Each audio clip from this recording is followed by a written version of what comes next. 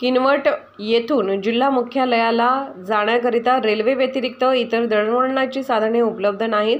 नागरिकांना शासकीय कामे, जिल्हा न्यायालय, आरोग्य, विविध रुग्णालय, कॉलेज, शिकवणी वर्ग या सर्व बाबीकरिता सकाळी नांदेड जाण्याकरिता अत्यंत उपयुक्त अशी रेल्वे ही बेभरोशाची ठरत असल्याने नागरिकांची गैरसोय होत आहे।